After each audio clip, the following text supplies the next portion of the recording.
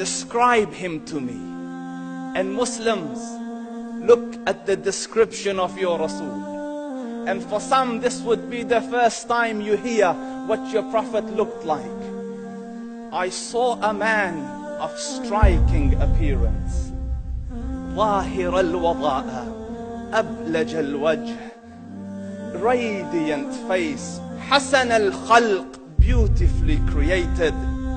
لم تعبه الثجلة, his belly wasn't protruding. ولم تزر به السعلة, nor was his head disproportionate and small.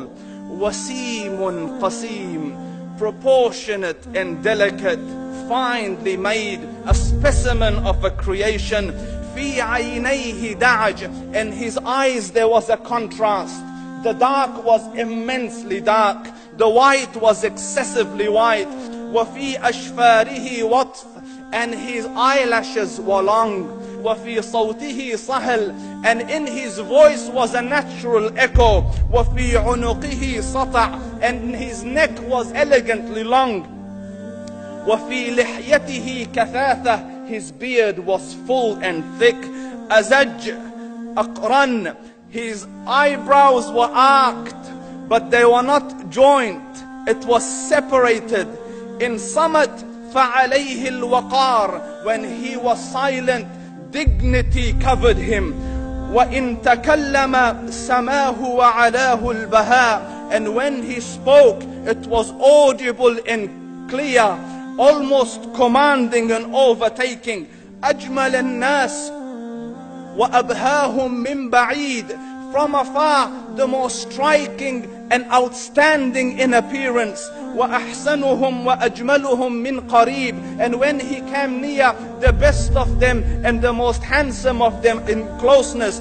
حلو المنطق, such an exalted and sweet level of logic. Like when he used to speak, it was so coherently logical, it was smooth and easy to understand. فصل لا نزر ولا هذر, he was to the point, not excessive nor too short. كأن منطقه خرزات نظم يتحدرن, his logic, his utterances, his words were like jewels coming out of a necklace, calculated, polished, one after the other, it would flow magically. ربعة, he was medium in height. Your eye didn't have to strain to look up at him, nor was it tedious to look down at him. He was a comfortable sight to look at. له رفقاء يحفون به, he had friends, the people that were with him, they were working around him to try to serve and protect him.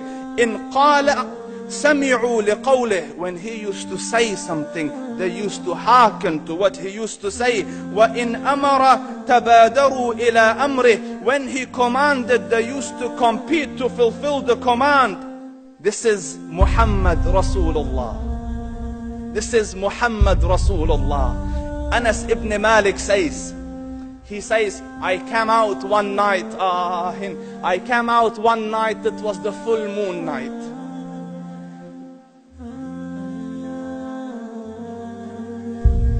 And I looked at the moon, and in the desert, understand, the moon is an awesome sight.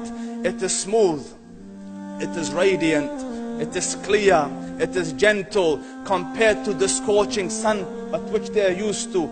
So the moon was the epitome of beauty. So he says, I came out at a full moon night and I looked at the moon and I saw it beautiful, handsome. So I said, let me go see if the moon is more handsome or my Prophet is more handsome. Let me see if that is more beautiful or the Prophet is more beautiful. So I went and I saw him standing afar. So I looked at his face and I looked at the moon, and I looked at his face, and I looked at the moon, and I looked at his face, and I looked at the moon, and he said, Wallahi, he was more handsome than the moon in its entirety. That is just the look of your Rasul. Aisha radiyallahu anha says, I was sewing with the needle, my needle dropped in the dark, I couldn't find it. I said, Ya Rasul, I can't find it. He moved his face close, and I swear, out of the radiance of his face, I found my needle.